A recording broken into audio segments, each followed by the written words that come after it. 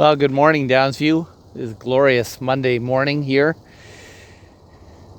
After 6 Sundays away, we are still seeking the Lord's favor and still enjoying the Lord's kindness.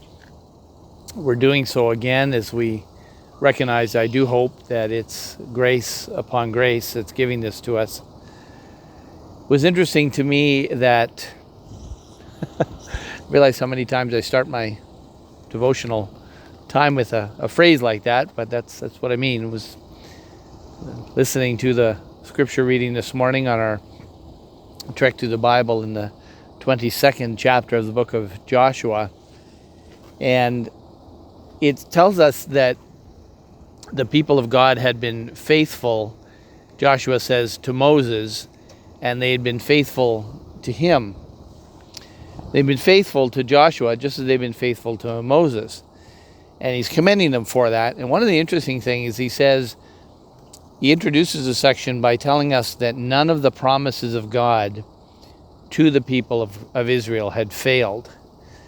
And that when Joshua commends them, he says that none of these promises that God gave us had failed, that you have been faithful to keep his word and to keep to his promises.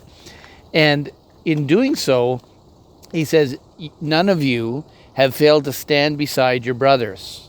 The language he uses is, he says, none of you have forsaken your brothers. And the interesting connection there is that between being faithful to what God has called them to do, the result of that is that they haven't forsaken their brothers. And it's an interesting commendation that says, as God has been good to the people of Israel, that they've been good to each other. And we just had our first Zoom meeting last evening. About a dozen of you who were able to tune in for an hour on Sunday evening. And I found myself very choked up a couple of times, both when we saw Matthew and Ava come on. Kids always get to us, don't they? But it was the stories of testimony of how God had shown his grace to us again and again and yet again. And yes, once again. And I thought, Lord, you've been putting us through some very difficult trials. And by your grace, we have not failed to trust you.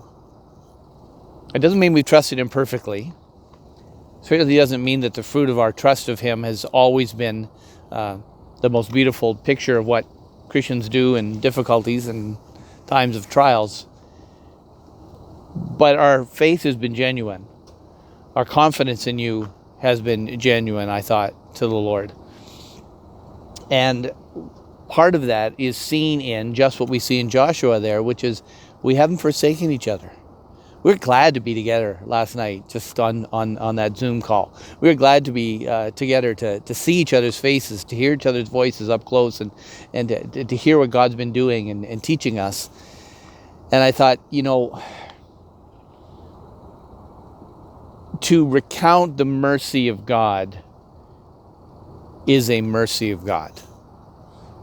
To be eager and willing to recount the mercy of God, to speak to each other and testify to each other about what God has been doing and showing us of himself and how he's been caring for us, that's mercy. We wouldn't do that on our own.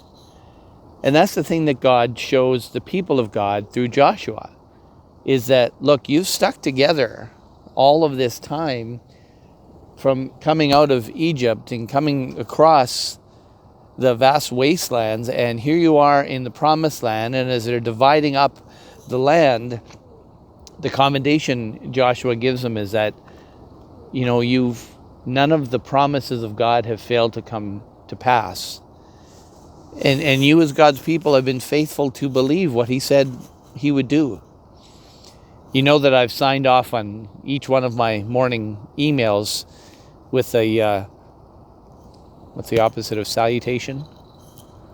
Salutation is beginning a letter.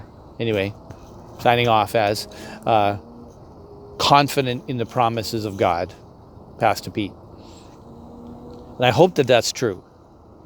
I hope it's as true as I think that it is. And I hope that it's true for you, that you're growing in the confidence of what we believe God is doing and what he's told us he's doing and what he's shown us he would do.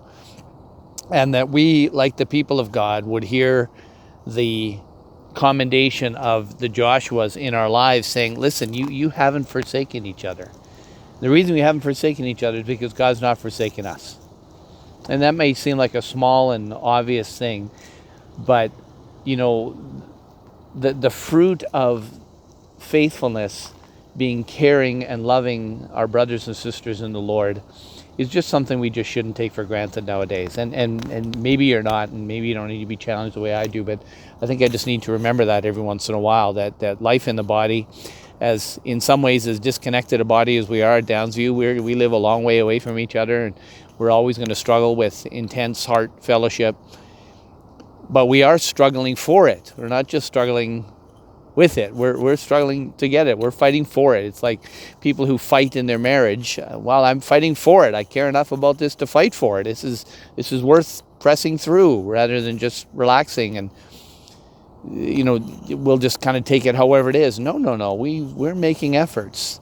And so I want to commend you this week, Downsview, for the fruit of the faith that God has given you as a gift, and the fruit of that, which is caring and loving for each other, loving on each other, intentionally doing so, seeking out opportunities for that. Remember, on Wednesday evening, our Facebook Live will be on again, and that gives us some opportunity to connect. But Lord willing, next Sunday night again, we'll be able to do another Zoom call.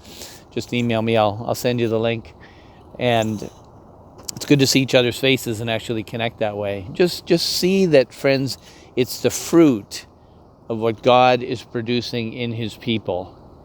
And as we continue into the 7th week or so of this pandemic, that let it be our eager expectation and hope that God in his faithfulness would not only continue to us, but we continue to magnify his goodness to us in the way that we respond, in particular, the way we respond by caring for each other. Have a wonderful day, this gorgeous sunny day in the Lord today, friends. Cheers.